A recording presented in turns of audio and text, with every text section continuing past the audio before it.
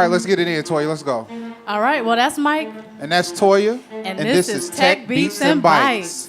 So, whether you know it or not, this is one of the most amazing shows on South Beach, and the sounds are provided to you by DJ Selfborn. And let's give this DJ a round of applause. He will be entertaining you for the rest of the night. We still need those sounds. I told you I am my sound. What is that? Oh.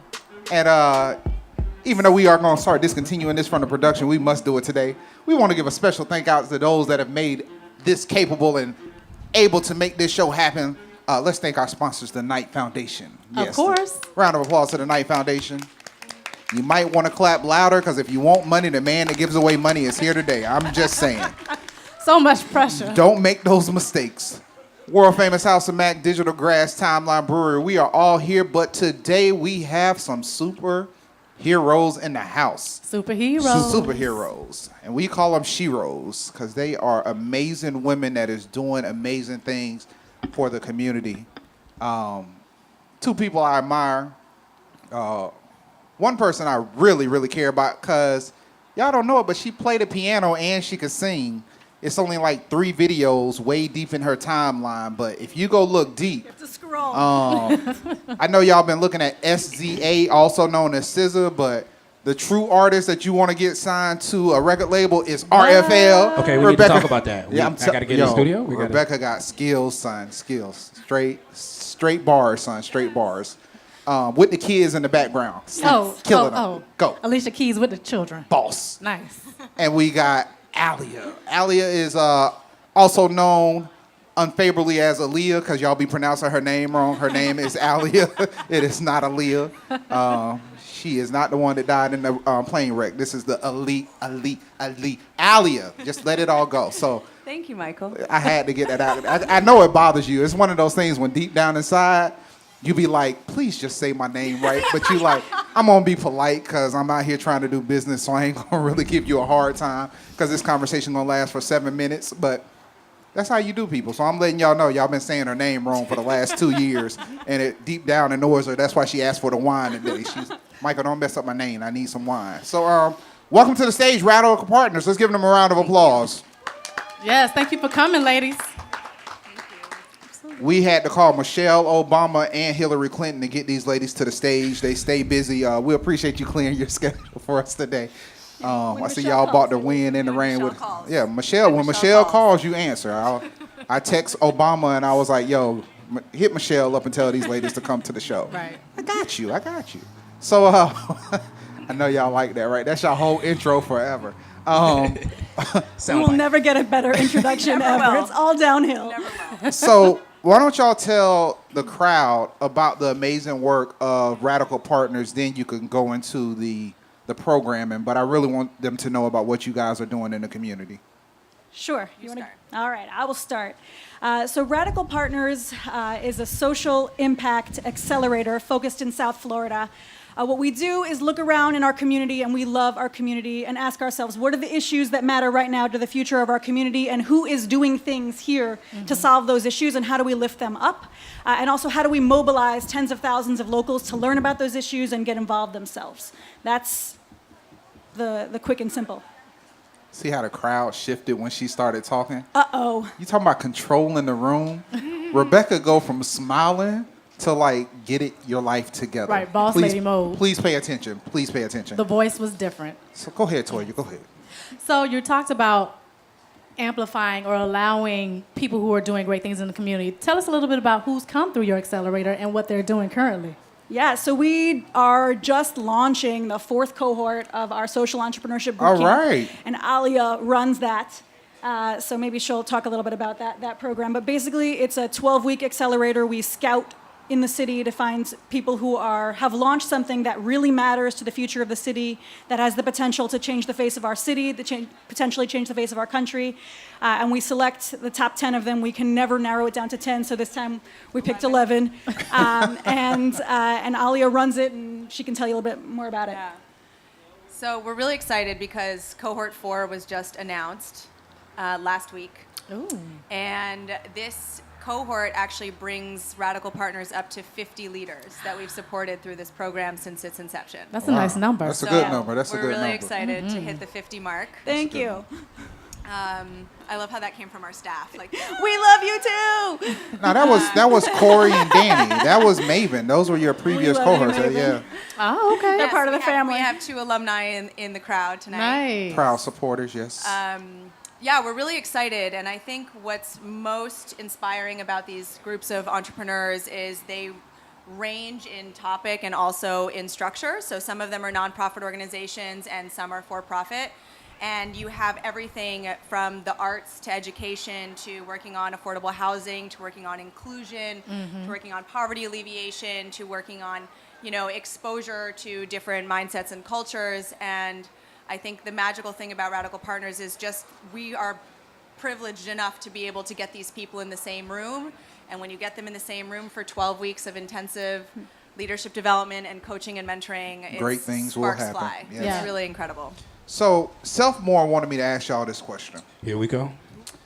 So, a lot of people, when they think about accelerators, they only think about tech startups and businesses. Right. You ladies have a key hold on what I would call social enterprises. Right. You actually focus on businesses that are making a change in our community. Right.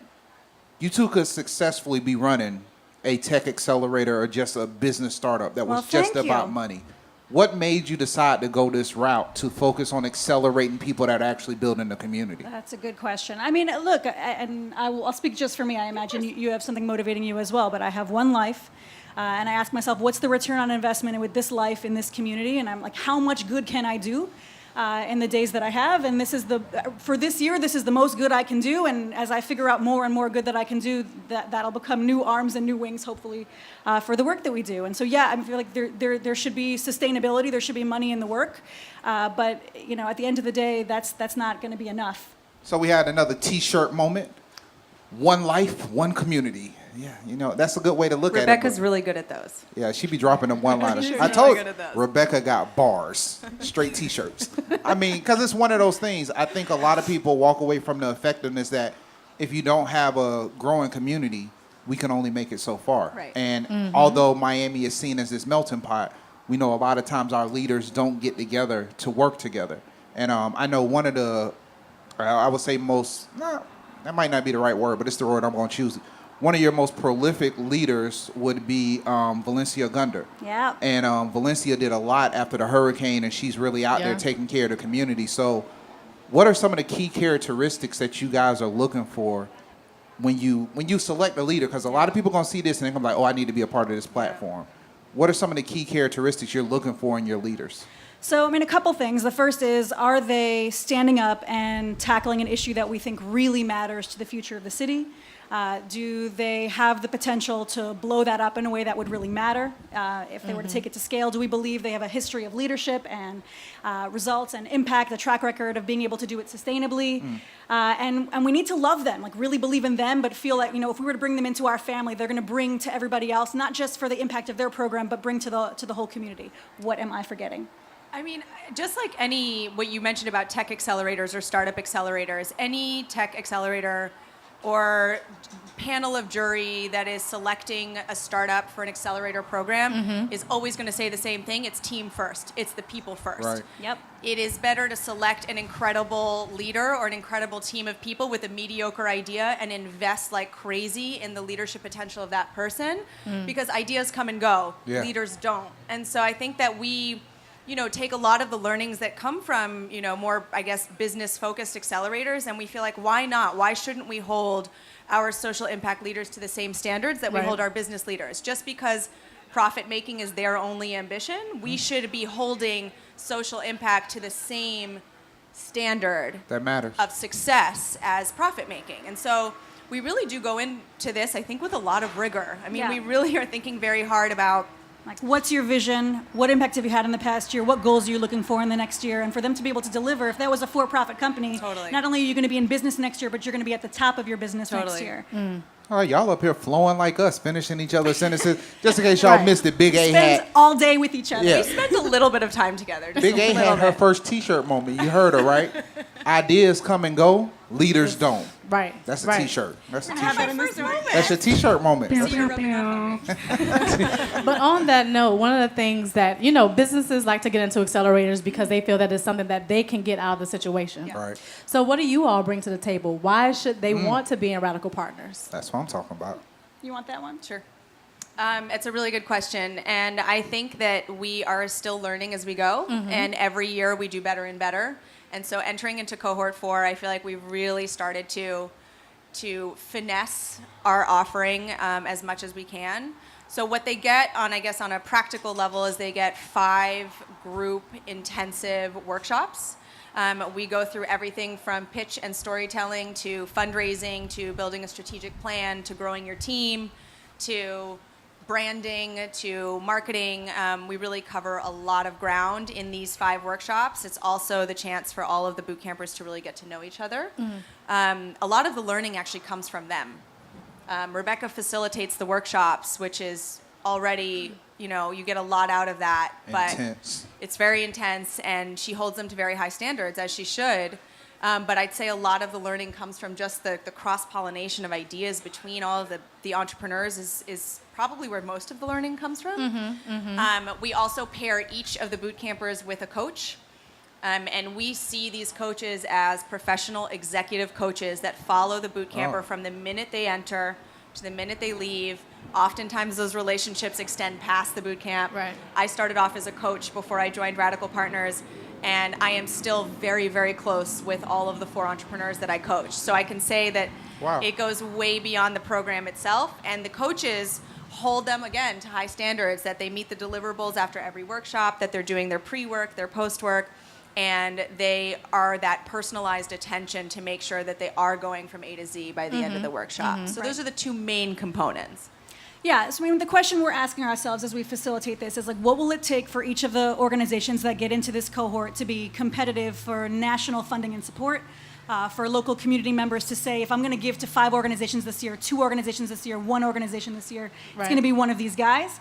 And for us to leverage our connections to prepare them and then to introduce them to people, to set them up for those meetings. And then outside of the funding and the positioning of themselves, we're asking ourselves their vision, the impact they want to have, how they can collaborate with other people to have a greater impact. And then what happened that surprised me is we thought a lot about the content and the goals, but we didn't realize what was going to happen as a tribe. Organically, yeah. That, I know you're here and we want to get you there, but what happens when we in a room are all committed to the impact, not just of ourselves, but to each other?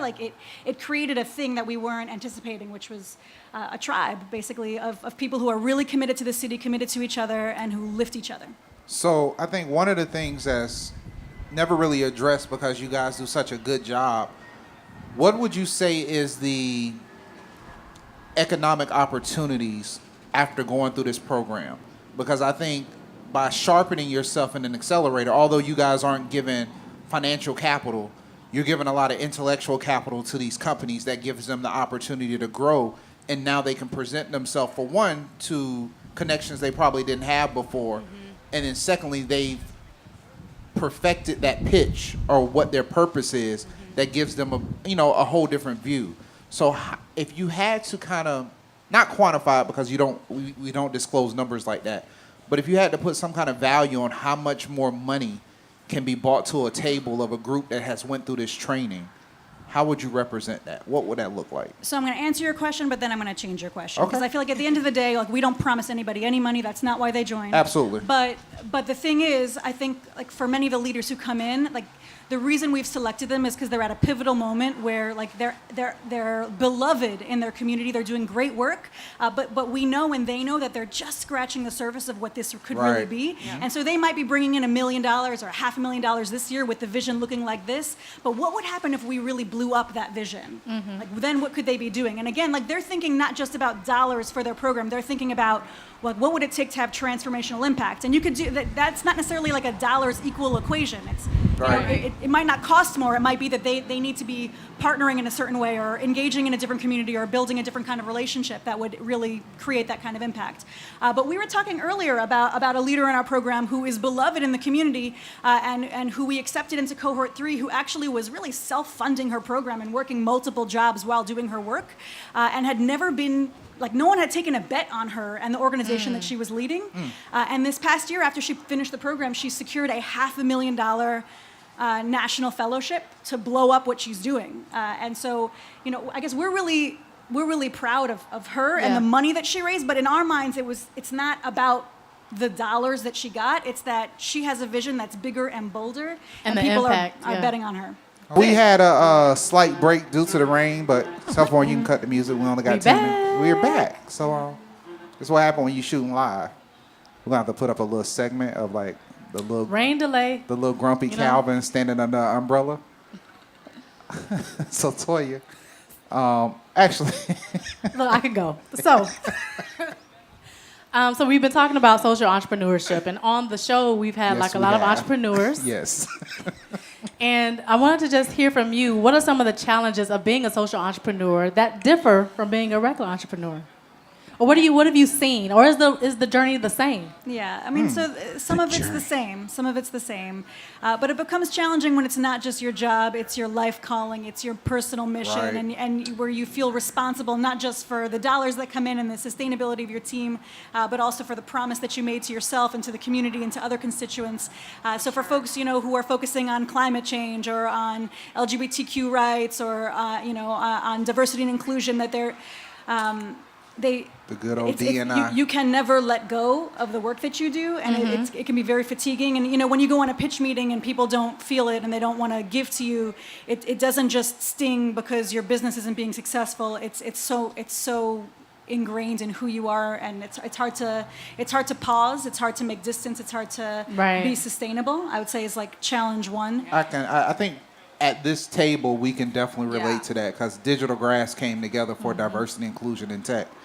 And it was one of those things to go on about a year we spent just the events and the hardcore, like, well, we're just going to talk about it with everybody, and and then you realize certain things you can't change. You can't change others. The only thing you can do is take action and implement the change and show the success and let the success speak for itself because your voice is getting drowned out by the failures. Right. So the success will always speak louder, and that's how we pivoted to say, hey, all right, so if you're not going to give minorities and women a platform, we'll build a platform. Right. If you're not going to give them the voice, we'll change the narrative. And I think you guys changed the narrative for social enterprise. So I think while on camera, and since we have over 400 and something people here, everybody should be able to hear. I counted 637. I let go of the 230 that left because of the rain. Right. And like 30 more just walked out. So I was thinking since you guys are here, we would talk about the upcoming leaders of your new cohort. Maybe you should tell us about them or at least name them. I think one of them is here awkwardly staring at us and taking She pictures. owns this place. Yes, she does. She kind of owns the spot. Yes, so she does. I'll name number one. Number one is Della from Wynwood Yard. Let's give Della a round of applause. Yes. She is fierce. For seeing the vision and opening up on Monday nights and working with Teach to give us this platform. Thank you, Della. Thank you. Love it. It feels particularly appropriate to do this announcement here. It does. It really works. does. It works. It So really does. now that we got Della out the way, who are the other right. 10 superstars that We are going to be working? have some incredible organizations. We have the New Tropic. Oh, yes. Okay. Ariel Rebecca, Zerolnik. Chris, Ariel. Yeah. Yep. that's dope. She's their new Squad, Miami director. Squad, Yep. yes. We have Trans Social, which is an incredible organization working to serve the trans community in South Florida. All right. Ashley Mayfair is incredible. Young Musicians Unite.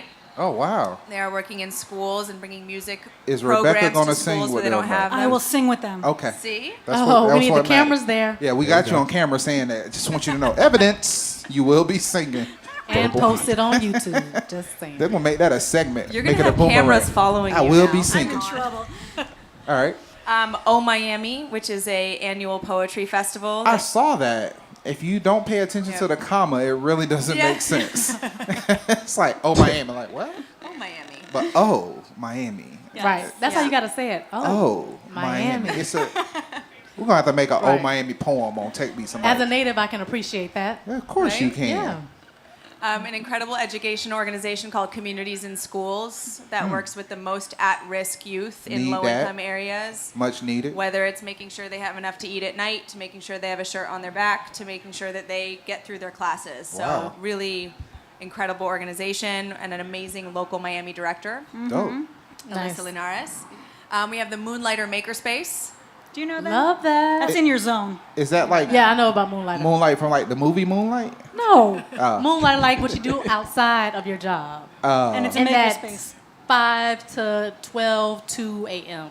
Oh, I'm still working. I never had that free. That's when you moonlight. I lost that free Right. time when I was in like the 9th grade and my dad told me to get a job. It ain't going down. It's your budget. And you didn't call it moonlighting? No, because was your real my job. school budget was $125 for back to school clothes. That was a good pair of shoes. I had to get a job by the time I was 13 years old. Yep. Never knew what moonlight was. Okay, go ahead. Well, that was moonlighting because you were in school and then you. That's what worked they call it? afterwards. Technically, you was just That's what living they it. call it. Got it. Dope. We also have an organization called Unconventional. They work with business owners and local street artists to actually put up some of the murals that you see I wanna around work with them. here. And they include the community in the process to make sure that it's not happening outside of the community's approval. Beautiful. So the beautifying of the neighborhoods comes with the voice of the actual neighborhoods they're beautifying. Rather So you don't than walk is outside and important. see a mural Right. like, what the You're hell like, is where'd this? that come from? I don't. That doesn't represent We don't me know at him. all. Right off soaking pose. You're like, wait a minute. This ain't working. Why is she on the wall? Right. Who was that again? Who is this? Okay. An incredible organization called Open Referral, which is a platform that aims to centralize all of the available social services in South Florida so that people who are looking to identify those social services can find them in one place. Every than- organization's recreating that same wheel for themselves, and so they want to make an open source version of that. Makes sense. Dope. Makes sense. Sure it's not going to be a it's PDF. Really, No. Right. I was just about to say it's really geeky, but it's really Not a important. printed magazine. That's as outdated as soon as it's printed. Hey, you Just know we on saying. camera, right? I'm just saying. dog. Last but not least, we have two more organizations. One is called Mind and Melody. They bring musicians to homes for people who are aging to help Aw. those in their last stage of life who are combating wow. dementia Yeah. to enjoy and have a better quality of life through music, learning how to play music, listening to music. Oh, wow. That's beautiful. I dope. think they provide a Yeah, really that's amazing, amazing. service. Beautiful.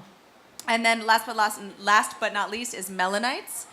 Jennifer Pierre has developed a line love of them.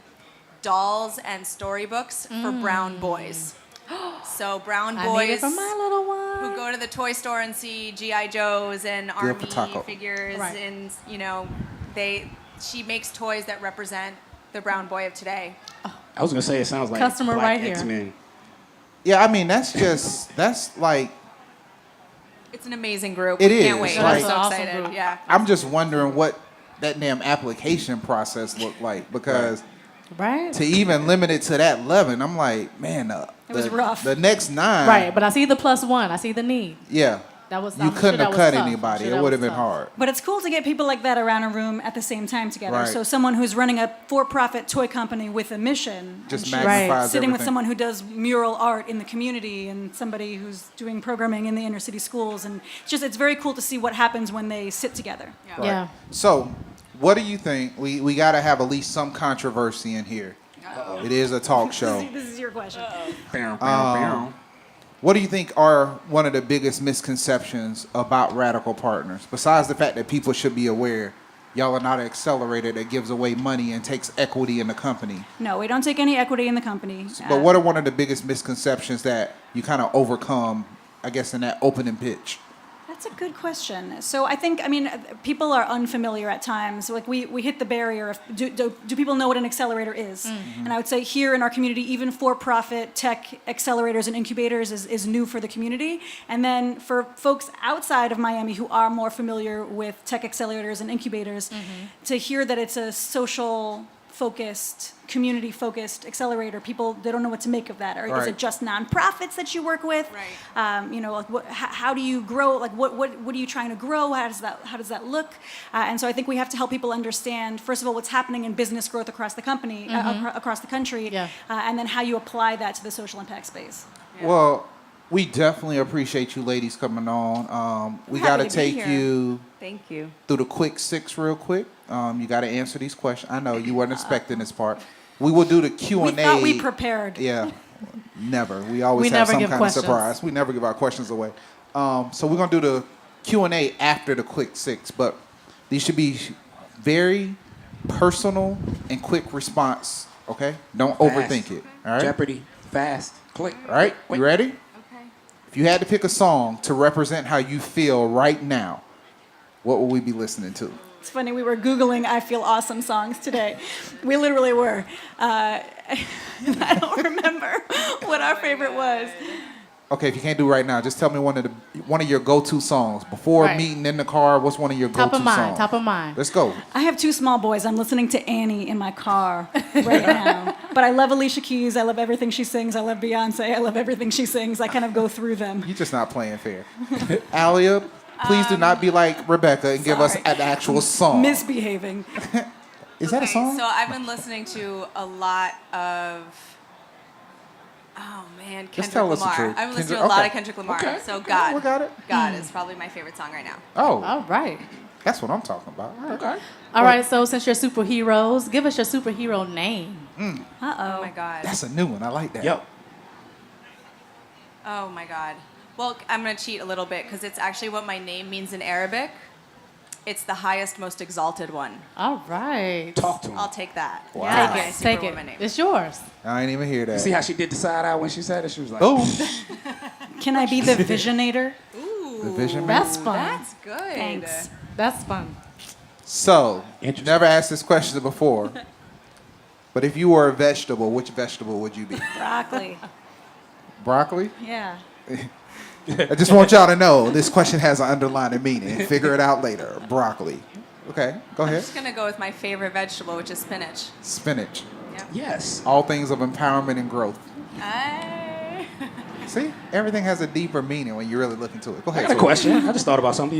Is it gonna be a quick one? Yeah, it's quick Don't because I want to hear it fast. Don't get philosophical. No, on no, us. don't worry. Because I Let's want to go. hear. I want to hear both of you guys' moment when you decided to go the route you went Oh, good one. as finding your purpose. Like, when did you know this was your purpose? And That what was the aha motivating moment? factor? Because Yeah. mostly in jobs, the motivating factor will be financial. So, So what in your was your world, talk to me. aha moment? Aha. You want to go first? Sure. My aha moment was in college. I was in DC, and all of my peers were squarely on a political science or international humanitarian track. And I was frustrated because I was studying I was doing international affairs, and I just didn't quite see what my fit was. And then around, I guess about in the late 80s, Bill Drayton coined the term social entrepreneurship, and I learned about it in a class, and I was like, wait a second. So I can do all these things like socioeconomic development, like poverty alleviation, like traveling internationally, like being part of these movements, but by mobilizing private sector dollars, which were going to exist anyway. And for me, it was just like this It clicked. huge aha moment where I was like, Dope. this is exactly what it is that I want to do. And that it started from there. And here it Still too is. deep of a question, Self-Warn. Go Dope. ahead. Man, this is what I do. This is what I I'm know, back. but This is it's the quarterback. quick. We gotta follow time frames now. See, it's hard to answer such a serious question to someone who's sitting right behind me because I can't look No, you in you the do. eye. I'm while with you. I'm We answering understand. It's the eye question. contact. We know he looking at the camera too. Okay. Just talk to the camera. Just think of me as big brother. I'm here. But I mean, I was in a job that I loved, a half a decade ago. I loved it. I felt very at the top of my game in a career that I adored. And then I got some bad health news. And I had to kind of sit with myself for a second and say, like, if I were to die, do I want to die here? And it was a very, you shouldn't have to get to a moment of like personal health life crisis to ask yourself, like, if your time was limited, what is the thing that you would do? But I had a moment with myself where I said, like, I love this and I feel very excited, but if my time was limited, what is the risk that I would take that I'm holding myself back from taking? Right, right. And I made a decision to go for it. And it's very scary to leave a company that has a brand name that everybody knows and is familiar with to say, like, hey, here's my shingle. I'm going to try this thing that you've never heard of.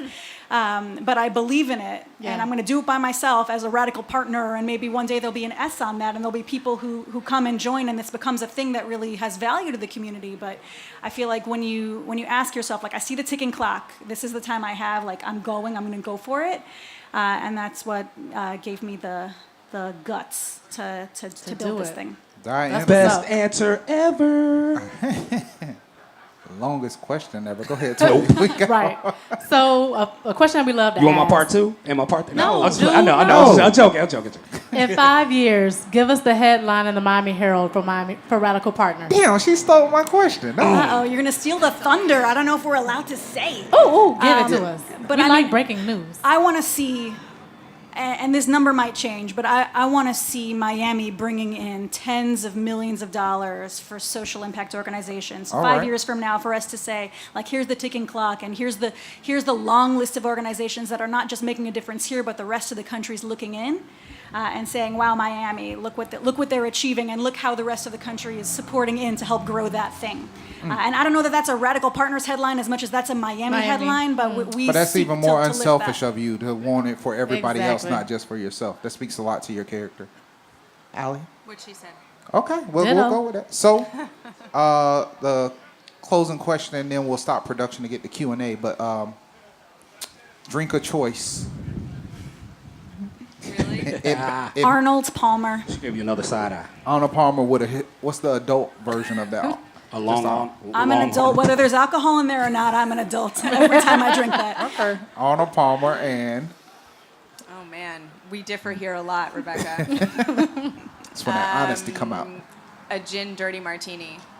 Oh wow. All right, and you James got some Bond claps. in this piece. I see you, Corey. Straight I see James you, Corey. Bond. Oh. Shaken, not stirred. So guys, so I don't know if we can make an Arnold Palmer version. I don't even know if that's allowed at the bar, but between I have to drive home. between that and the we'll give you an Uber. Between that and the gin martini, some lovely ladies that you want to get to know. So please join them at the bar and buy them a drink and get to know them before Rebecca That's goes why you home were to play the asking. piano. Yeah, Got a free absolutely. drink coming our way. Yeah, exactly. I didn't See, know. You got to speak from the heart. Get that free drink. It was from the heart. So we'll join you all next week, and we'll talk to you in a little bit. This is Tech Beats and Bytes with Digital Grass. Thank you very much.